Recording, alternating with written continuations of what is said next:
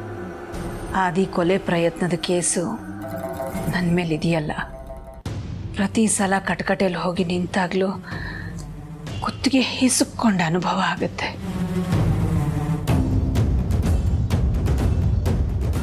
ಆದಿ ಮೇಲೆ ಶೂಟೌಟ್ ಆದ ದಿನ ನಾನು ಮನೇಲೇ ಇದ್ದೆ.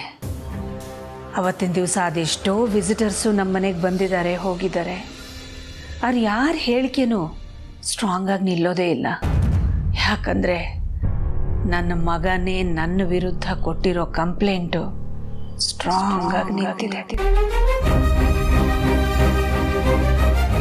ಆ ಕೇಸ್ ಬಗ್ಗೆ ಯೋಚನೆ ಮಾಡಿದಾಗಲೆಲ್ಲ ಟೆನ್ಷನ್ ಆಗೋದು ಸಹಜ. ಸದ್ಯ ಇದ್ರ ಜೊತೆಗೆ ಇನ್ಯಾವ ಟೆನ್ಷನ್ನು ಬರದೆ ಹೋದ್ರೆ ಸಾಕು.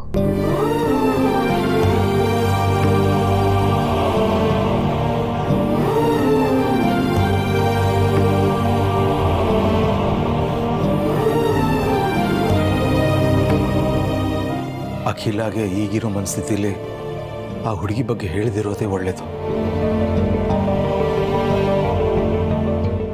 ಅಖಿಲ, ಎಲ್ಲ ಸರಿ ಹೋಗುತ್ತೆ, ಟೆನ್ಷನ್ ಮಾಡ್ಕೋಬೇಡ.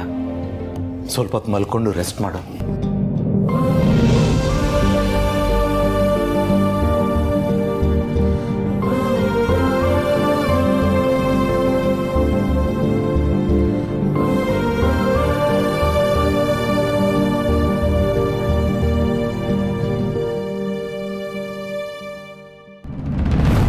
ಏನ್ ಕೇಳಿದ್ರು ಈ ರೀತಿ ಸೈಲೆಂಟ್ ಆಗಿ ನಿಂತ್ರೆ ಸಮಸ್ಯೆಗೆ ಪರಿಹಾರ ಸಿಗಲ್ಲ ಪ್ರೀತು. ನೀನ್ ಏನು ಮಾತಾಡಿದ್ರೆ ನಾವು ನಿನ್ ಬಗ್ಗೆ ಏನ್ ಅಂದ್ಕೋಬೇಕು ಹೇಳು? ನೋಡು, ಒಂದು ಹುಡುಗಿ ನಿನ್ ಬಗ್ಗೆ ಪ್ರೀತಿ ವಿಚಾರದಲ್ಲಿ ಆ ರೀತಿ ಆರೋಪ ಮಾಡ್ತಾ ಇದ್ದಾಳೆ ಅಂದ್ರೆ ಅದು ಖಂಡಿತ ಸಣ್ಣ ವಿಚಾರ ಅಲ್ಲ.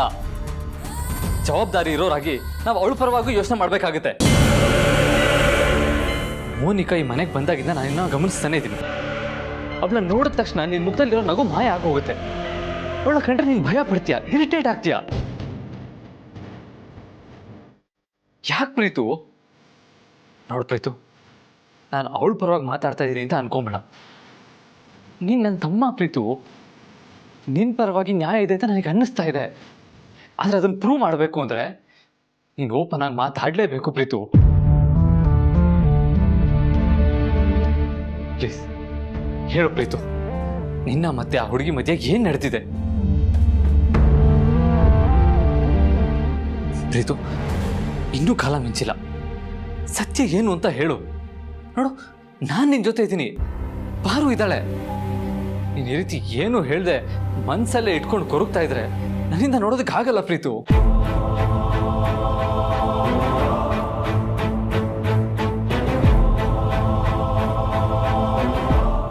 ಒಂದ್ ವೇಳೆ ಒಬ್ರು ಮನಸ್ಸಲ್ಲಿರೋ ನೋವನ್ನ ಇನ್ನೊಬ್ರು ಅನುಭವಿಸೋದಾಗಿದ್ರೆ ಅದನ್ನ ನಾನು ತಗೊಳ್ತಾ ಇದ್ದೆ ಪ್ರೀತು.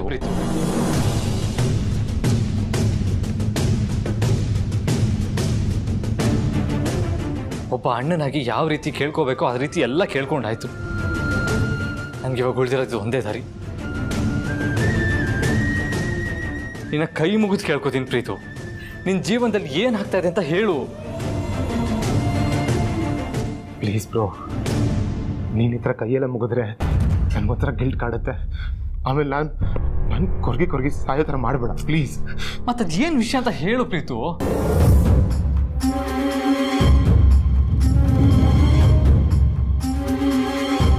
ಸಾರಿ ಬ್ರೋ.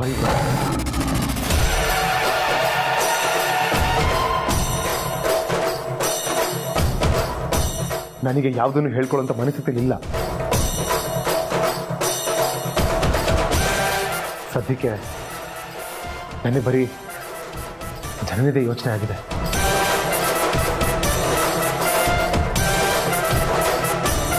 ಅದ್ರ ಬಗ್ಗೆ ಯೋಚನೆ ಮಾಡಿನೇ ನಾವು ಮೋನಿಕನ್ನ ಇಲ್ಲಿ ಇರಿಸ್ಕೊಂಡಿರೋದು. ಹೀಗೆ ಅರ್ಧಂಬರ್ಧ ಸತ್ಯ ತಿಳ್ಕೊಂಡು ಅವಳನ್ನ ಆಚೆ ಹೋಗೋದಕ್ಕೆ ಬಿಟ್ರೆ ಏನಾಗುತ್ತೆ ಹೇಳಿ? ಈಗ ನನ್ನ ಹತ್ರ ಹೇಳ್ಕೊಂಡಿರೋ ವಿಷಯನ ಹೊರಗಡೆ ಹೋಗಿ ಬೇರೆಯವ್ರ ಹತ್ರ ಹೇಳ್ಕೊಂಡ್ರೆ ಏನಾಗುತ್ತೆ ಅಂತ ಸ್ವಲ್ಪ ಯೋಚನೆ ಮಾಡಿ.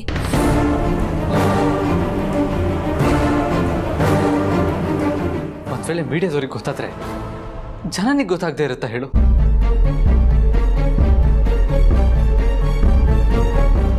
ಈಗಾಗಲೇ ಅತ್ಯಮ್ಮನ ಮೇಲೆ ಕೊಲೆ ಆರೋಪ ಬಂದಿದೆ. ಆದ್ರೆ ಗುಂಡೇಟ್ ತಗ್ಲಿದ್ ನಿಮ್ಮಣ್ಣ ಆರೋಪ ಹೊತ್ತಿದ ಅತ್ಯಮ್ಮನ ಮಧ್ಯೆ ಅದೇ ನಂಬಿಕೆ ಇದೆ, ಇನ್ನೂ ಪ್ರೀತಿ ಉಳ್ಕೊಂಡಿದೆ. ಆದರೆ ಹೊರಗಿನ ಜನಕ್ಕೆ ನಂಬಿಕೆ ಹೋಗಿದೆ. ಅತ್ಯಮ್ಮ ಕೇಸ್ ವಿಚಾರವಾಗಿ ಹೊರಗಡೆ ಹೋಗಿ ಬಂದಾಗ್ಲೆಲ್ಲ ಜನ ಅರಸನ್ ಕೋಟೆಯವ್ರನ್ನ ನೋಡೋ ರೀತಿನೇ ಬೇರೆ ಆಗಿರುತ್ತಲ್ವಾ? ಇನ್ನು ನಿನ್ನಿಂದ ಈ ರೀತಿ ಒಂದು ಹೆಣ್ಣಿಗೆ ಅನ್ಯಾಯ ಆಗಿದೆ ಅಂತ ಟಿವಿಲಿ, ಪೇಪರ್ಲಿ, ಸೋಷಿಯಲ್ ಮೀಡಿಯಾದಲ್ಲಿ ಬಂದ್ರೆ ಜನ ನಿನ್ ಜೊತೆ ಇರ್ತಾಳ? ಖಂಡಿತ ಇರಲ್ಲ ಪ್ರೀತು. ನೀನ್ ಬಿಟ್ಟು ದೂರ ಹೋಗ್ತಾಳೆ.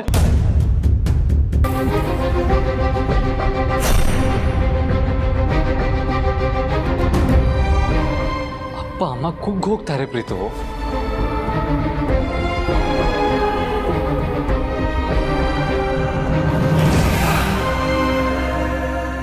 ಯೋಚನೆ ಮಾಡಬೇಡಿ. ನಿಮ್ಮ ಅಣ್ಣ ಹೇಳ್ದ ಹಾಗೆ ಆ ಹುಡುಗಿ ಈ ಮನೆಗೆ ಬಂದಾಗ್ಲಿಂದ ಅವಳಿರೋ ಜಾಗದಲ್ಲಿ ನೀವಿರೋದಕ್ಕೆ ಇಷ್ಟಪಟ್ಟಿಲ್ಲ.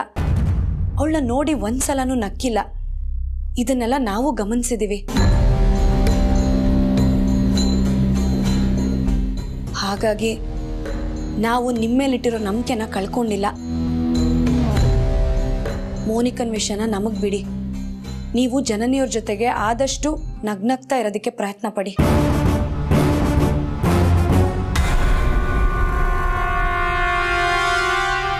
ಸರಿ,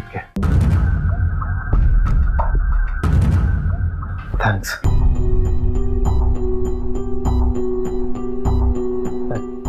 ಐ ಸಾರಿ.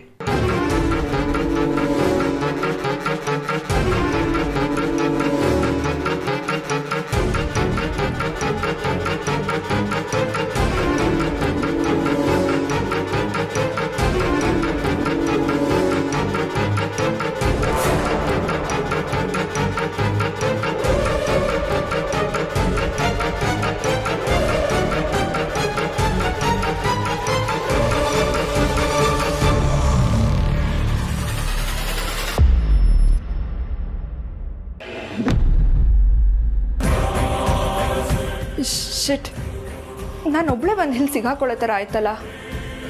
ಏನಾದರೂ ಮಾಡಿ ಎಸ್ಕೇಪ್ ಆಗೋಣ ಅಂದರೆ ಆ ಆದಿ ಪಾರ್ವತಿ ಬಂದು ತಡೆದ್ರು. ಇವಾಗ ಏನು ಮಾಡಲಿ? ಇಲ್ಲಿಂದ ಹೇಗೆ ಎಸ್ಕೇಪ್ ಆಗಲಿ? ಮನೆ ತುಂಬ ಕೆಲಸದವ್ರೇ ಇದ್ದಾರೆ. ಅವ್ರುಗಳ ಕಣ್ ತಪ್ಪಿಸಿ ಹೋಗೋಕ್ಕಾಗಲ್ಲ. ಅದು ಅಲ್ಲದೆ ಆದಿತ್ಯ ಪಾರು ಆಲ್ರೆಡಿ ಅವ್ರಿಗೆ ಹೇಳಿಬಿಟ್ಟಿರ್ತಾರೆ ಇವಳ ಮೇಲೆ ಕಣ್ಣಿಟ್ಟಿರಿ ಅಂತ. ಹಾಗಾದರೆ ನಾನು ಇಲ್ಲಿಂದ ಆಚೆ ಹೋಗೋಕ್ಕೆ ಆಗಲ್ವಾ?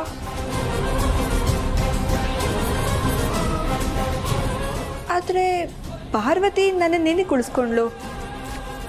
ಅವಳಿಗೇನಾದರೂ ನಾನು ಸುಳ್ಳು ಹೇಳ್ತಾ ಇದ್ದೀನಿ ಅಂತ ಡೌಟ್ ಬಂದಿದ್ಯಾ? ನನ್ನಿಂದ ನಿಜ ಹೇಗಾದರೂ ಆಚೆ ತರಿಸ್ಬೇಕು ಅಂತ ಏನಾದ್ರು ಪ್ಲ್ಯಾನ್ ಮಾಡ್ತಿರ್ಬೋದಾ? ಇಲ್ಲ, ಪ್ರೀತು ನನಗೆ ಮೋಸ ಮಾಡ್ದ ಅಂತ ಹೇಳಿದಾಗ ಪ್ರೀತು ಏನೋ ಹೇಳ್ದೆ ತಲೆ ತಗ್ಗಿಸ್ದ. ಅಲ್ಲಿಗೆ ಅವನು ನನ್ನ ಲವ್ ಮಾಡ್ತಿದ್ದ ಅಂತ ಪಾರ್ವತಿ ಖಂಡಿತ ನಂಬಿರ್ತಾಳೆ. ಸೊ ನಾನೆಲ್ಲೋ ಬಾಯಿ ಬಿಡಬಾರ್ದು ಅನ್ನೋ ಕಾರಣಕ್ಕೆ ನನ್ನ ಇಲ್ಲೇ ಉಳಿಸ್ಕೊಂಡಿರ್ತಾಳೆ. ಇನ್ನು ಮುಂದೆ ಅವಳಿಗೆ ನನ್ನ ಮೇಲೆ ಡೌಟ್ ಬರಬಾರ್ದು ಅಂದರೆ ನಾನೇ ಈ ಮನೆ ಬಿಟ್ಟು ಹೋಗೋ ಧೈರ್ಯ ಮಾಡಬಾರ್ದು.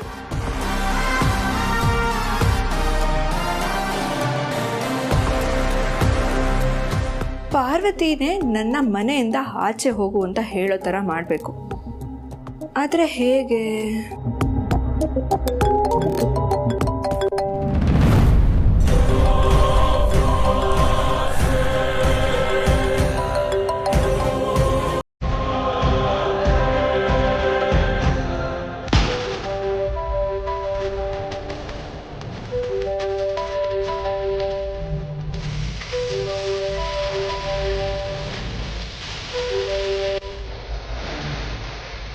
ಫೋನ್ ಯಾಕೆ ಕಟ್ ಮಾಡೋದು?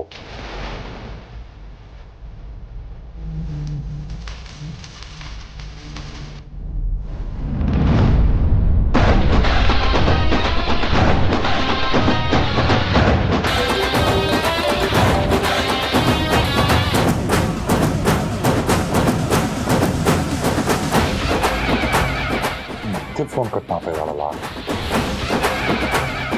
ಏನಾದ್ರು ಎಡವಟ್ಟಾಗಿದೆಯಾ?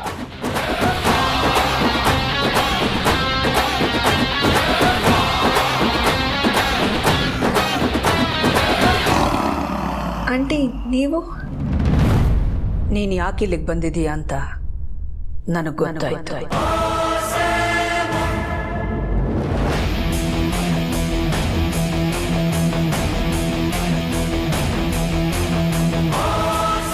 ನಿನ್ನ ಮುಖದ ಭಾವನೆಗಳೇ ನಿನ್ನ ತಲೆಯಲ್ಲಿ ಏನು ಓಡ್ತಿದೆ ಅನ್ನೋದನ್ನ ಸ್ಪಷ್ಟವಾಗಿ ತೋರಿಸ್ತಿವೆ. ನೀನು ಮಾಡ್ತಿರೋದು ತಪ್ಪು ಮೋನಿಕಾ.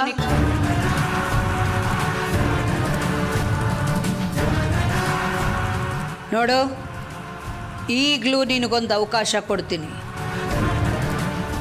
ನಿನ್ನ ತಪ್ಪನ್ನ ನೀನೇ ತಿಳ್ಕೊಂಡು ತಿದ್ದುಕೊಂಡ್ರೆ ಸರಿ.